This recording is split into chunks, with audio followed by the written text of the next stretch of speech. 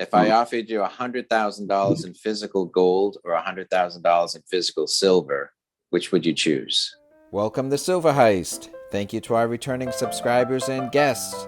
We are a channel that likes to hold physical gold and silver. To support my creation, please subscribe. In the past, I have asked you whether you would choose $1,000 of physical gold or $1,000 in physical silver. Today, I'm going to raise the stakes to a choice between $100,000 in physical precious metals. So please give the video a thumbs up and leave a comment below about your choice. In this video, I pose a question to my guest, Mr. Keith Neumeyer. He is the founder and CEO of First Majestic Silver, a $13 billion company. He is also the founder and chairman of First Mining Gold. I would like to thank First Mining Gold for sponsoring this video and making their leader available for this interview. Mr. Neumeyer, thank you for joining us today. Welcome to the show. Well, first off, Robert, nice meeting you for the first time and having the opportunity to be on your podcast. We've been looking forward to it. Keith, could you tell us about the years you were putting together First Majestic Silver? What was the spot price of silver at the time? And back then, where did you see the price going? I've been in the mining sector for 35 years. I started, in the very junior space, and I put together my first company in 1992. It was a copper company. And today that copper company is one of the largest copper companies in the world. I left that company in 2000 and just kind of watched the market for a couple of years. And, back between, 2000, 2002, gold was $250 an ounce, silver was $5 an ounce, and there was just absolutely zero interest in the miners. All the money was flowing into high tech, and one of the biggest areas of investment back then was actually fuel cells. The environment today, very similarly to the environment back between 2000 and 2002. And silver was $5, and I coming from a copper company, I'm a very supply demand driven individual. I love gold, but silver to me, when I did my due diligence, I was figuring out what metal should I, what should be my next company. And I seriously considered starting a gold company. But when I looked at silver and did my due diligence on the supply demand fundamentals of silver, I was just blown away. And I anticipated, electronics and computers and the absorption of all this above ground supply. And I figured, geez, silver's going back to $50. It's got to go there. And so I put together a silver company, and over a period of, a handful of years, I acquired, I think one of the best silver mine portfolios there is in the space, all focused on Mexico. And, we got up to 10 million ounces of production, by 10 years and 10 years later. And then also 10 years later, we hit $50 an ounce silver. So, both of my predictions, my prediction was right. What I did not predict, I suppose, is silver going from $50 all the way back down to 13 by 2014. That was a bit of a surprise. So it's sort of the same for First Mining Gold. What years were you putting that business together, and where was the price of gold then, and where did you think it was going? Well, one thing I've learned, or I guess one thing I'm really good at is buying stuff, when they're out of favor. I love buying stuff when no one else wants to buy them. And when I was buying up copper assets in the early to mid 90s, there was no competition. When I was buying up silver assets in the early 2000s, I had no competition. And then 2014 comes along, and I'm looking at the gold space. I'm CEO of, First Majestic Silver, one of the biggest silver companies on the planet. And, not that I need extra work, but I was just, I'm a serial entrepreneur, and I just saw the opportunity. And I brought a bunch of guys together and said, hey, look, grind through some numbers, here's the criteria, and come back to me with a list of, what you think are the best gold assets on the planet. So we started with 100 companies. We broke it down to 60. Then we got our top 10. And lo and behold, between, early 2015 and mid 2016, we did 8 transactions over that period of time and bought 6 of our top 10 gold projects that we identified as the best gold projects in the world. So you couldn't do that today. There'd be no way. It was done because these companies were basically bankrupt. No one wanted them. No one cared about them. They couldn't raise any additional money. Yet these assets had tens of millions of dollars spent on them, and they had proven gold in the ground, but just no one cared. So we were able to go in and scoop up 8 companies on pennies on the dollar. And, one company, Gold Canyon, which had a market cap of somewhere around 400 million at its peak in 2011, 2012, we picked it up for 50 million bucks. I would suggest people go to the First Mining Gold's website and look at the portfolio, because it's a very intriguing portfolio. And, it was pretty interesting that we were able to do that over, 18-month period. You have an interest in silver and gold. If I offered you $100,000 in physical gold or $100,000 in physical silver, which would you choose? Silver. Okay. Can you make the case for where the prices are going and why you would favor silver? I love gold, and don't get me wrong, but gold is the granddaddy of all currencies. Gold is not where you should be expecting to make 10 times your money. Gold is stable. One of the reasons why First Majestic bought a gold mine in Nevada is for that stability. Because silver is a volatile metal. We've all seen it going up and down like crazy, and it's hard.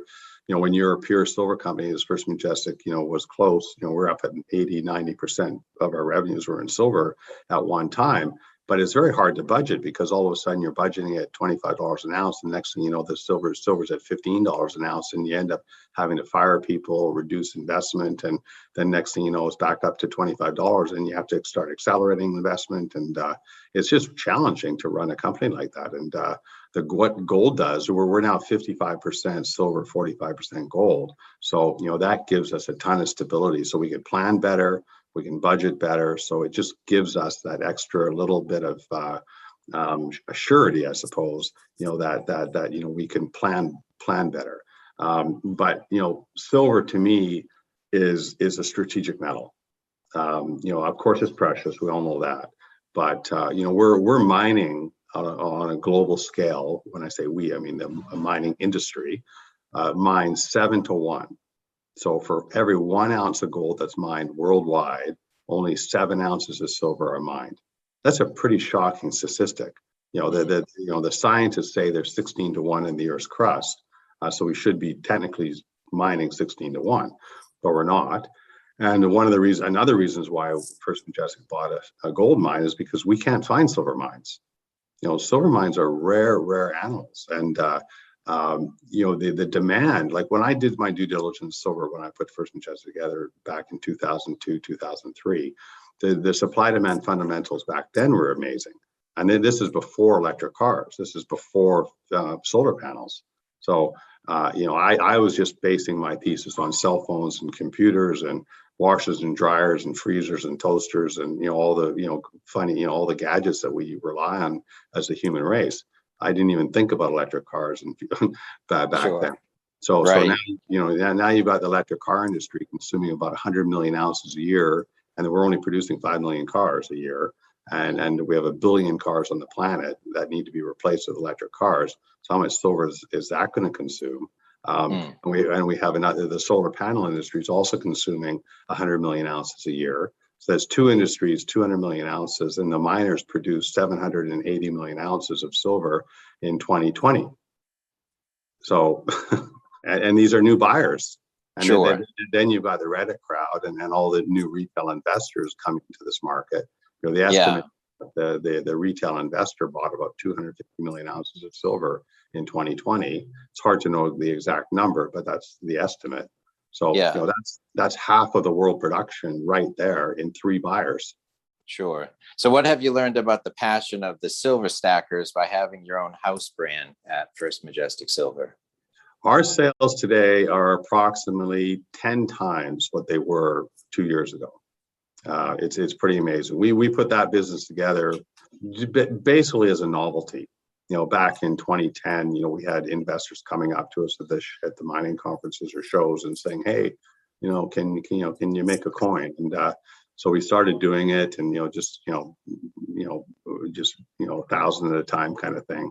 And then people were saying, "Hey, put them on your website and sell them." And it's just like, so we started the business, and today it's a nice little part of our business, and I would love to sell more silver through that system, but the problem is the mints. There's just the mints are just so stacked up. They just can't produce the product, and because don't forget, the retail guys are the last to get it. Right. You got the HSBCs, JP Morgans, the big banks are supplying Sony and Tesla and Apple and BMW and all these manufacturers around the world with all their silver that they need to produce all their products. They're the priority. Anything left over gets thrown into the retail system, and that's why the premiums are so high in the retail system, because there's just it's tough. I talk to the mints on a regular basis. I know I talk to the refineries, and they can't get the metal. It's crazy, and when they do, they're paying premiums for it, which is unusual, because normally a 1,000-ounce bar of commercial silver might be 50 cents, above spot, and often even half that. Depends on the time. But now they're paying a couple bucks over spot, just for a 1,000-ounce commercial bar, which is unheard of. For our audience, your company, First Mining Gold, recently granted a dividend to your current shareholders in the form of a different gold mining company. Can you tell us some of the background on that? Yeah, so I'm the founder of First Majestic Silver and the founder of First Mining Gold. I'm my full-time job is the CEO of First Majestic Silver. I'm not involved in management of First Mining Gold, but I am the chairman, of course, and I am involved with the business. But one of the promises I made when I put that company together back in 2015, 2016, is if we did a transaction whereby we sold one of our assets, which happened, we would dividend that out to the shareholders.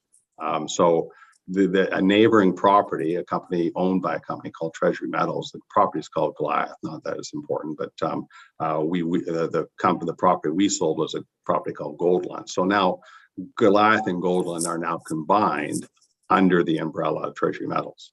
And it's a pretty interesting project. It's about 3 million ounces of gold thereabouts, and they're in the permitting stage.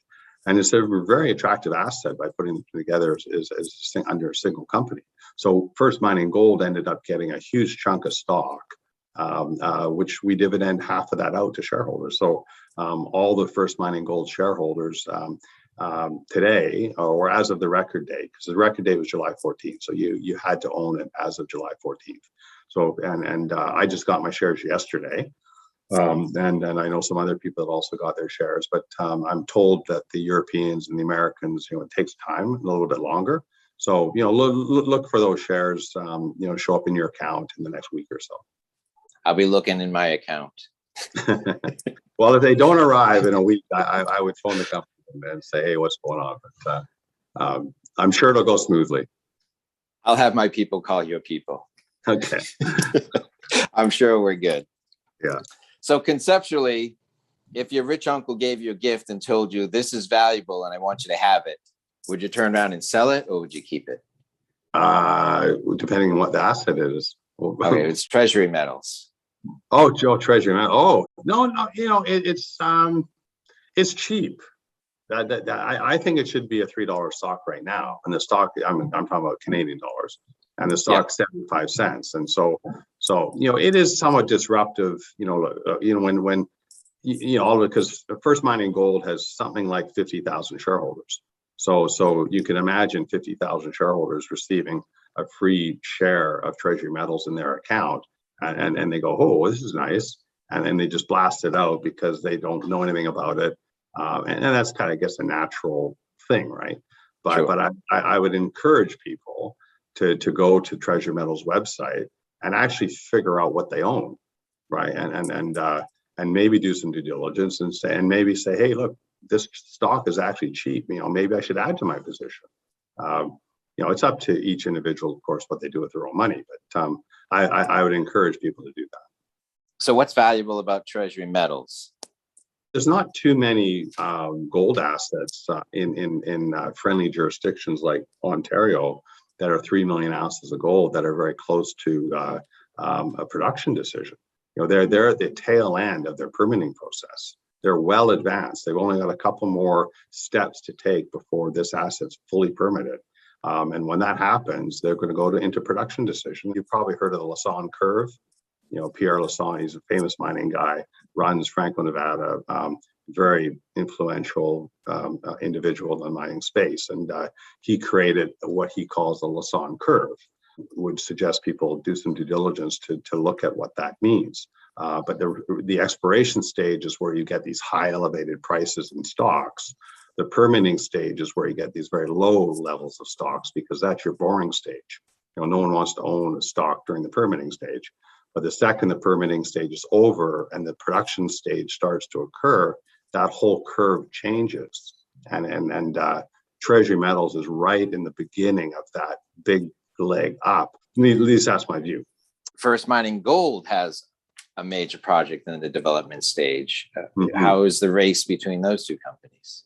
And how is your company looking? That's exactly where First Mining is caught. And they're in that low part of that curve, and they're in the early part of the permitting stage. So there's still a couple of years of this whole process to go before they get all their permits in place. So they're in that kind of boring phase. So, so for people who have a longer term outlook, you buy a company like First Mining Gold at 40 cents, which is, in my view, dirt cheap, but you might own it for a while, right? And it might not do much, but all of a sudden gold's $2,000, then that stock starts to move. But it's not going to really get a huge amount of wind behind it until it gets out of that permitting stage and starts that new growth phase when they start construction. So what can you tell us that's valuable about First Mining, and what are some of the next steps you're doing to increase its value? Well, de-risking. The Spring Pole Gold Project has got 5 million ounces, and that's not including Blue Sky. There's the Blue Sky. Who knows what that number is, but it's going to be bigger than that. And there's not too many 5 million ounce mine assets on the planet, particularly, as I said, in Ontario, the same as Treasury Metals. Ontario is one of the best mining jurisdictions to be active in as a mining company. And it's just permitting. So the gold is there. It's a great ore body, open pittable, expandable, lots of blue sky, north of 10-year mine life. It'll produce 300,000 ounces of gold a year once it's up and running. It's a big boy asset. It'll likely end up in the hands of a major at some point, which of course will be a huge benefit to the shareholders of First Mining Gold. Let us know a little bit about the leadership team at First Mining Gold. Sure. Well, Dan Wilton, he's the CEO. He came from National Bank. He was there for 15 years. He's been the CEO now for a little over 2 years, and he's done a bang-up job doing deals and really monetizing the portfolio, because we had this huge portfolio that we were able to acquire before Dan arrived. Really at my guidance and me pushing the string on getting some of these acquisitions completed. But we really needed a sophisticated management team to really deal with these assets and remonetize them. And today, First Mining has got over $40 million in the bank. It's got assets of in excess of $100 million in marketable securities. Plus, it's got a portfolio of gold assets that are combined with its joint venture partners, are over 10 million ounces of gold, which is pretty unusual. Can you let us know about how First Majestic and or yourself are invested in First Mining Gold? Oh, absolutely. First Majestic owns something north of 14 million shares. I don't know the exact number, but I know it's greater than that. I own around 15 million shares personally at First Mining Gold. And how about physical precious metals? I buy physical metal myself. I bought some gold just a few weeks ago, and First Majestic is getting a shipment of 100-ounce silver bars in mid-August. It's our first shipment of 100-ounce silver bars. We've never produced them before, so I'm going to buy a few of those myself. I'm super looking forward to that. And but from a mining perspective, of course, we buy mines corporately, but personally, I buy physical. So your website's going to market a 100-ounce bar, First Majestic? Within about 2 weeks, yeah. All right, great. Well, be prepared for a sellout. Well, and they're stackable too. We actually designed them to be stackable, so they're pretty neat. Great. Yeah, I looked at some of your products. It looks like the 10-ounce stackable bar. I'm not sure if that's from Scottsdale Mint, but you've got some great products up there. Yeah, Scottsdale does a lot of our work. They're a very, very good group. Sunshine is the other mint. The Sunshine does our rounds, and Scottsdale does our bars. So I'm going to post a link in the description to both First Mining Gold and Treasury Metals websites. Is there anything else you'd like to add? I just, First Majestic, obviously, as I said, is my full-time job. We're very focused on, growing that business, with Jarrett Canyon being added to our portfolio there. We're producing more gold than we used to, of course, but, we're going to be producing something in the order of 30 million silver equivalent ounces in 2021, which is, sizable number. And, we're expecting 2022 with the addition of our Ermitaño, which is a new project that we're just developing, is going to be another record year for us. So we got lots of exciting things happening at First Majestic. Well, Mr. Neumeyer, I appreciate your time. Thanks for joining us today. Well, it's nice chatting, Robert. Hopefully we'll do it again sometime. Okay, great. Thank you very much.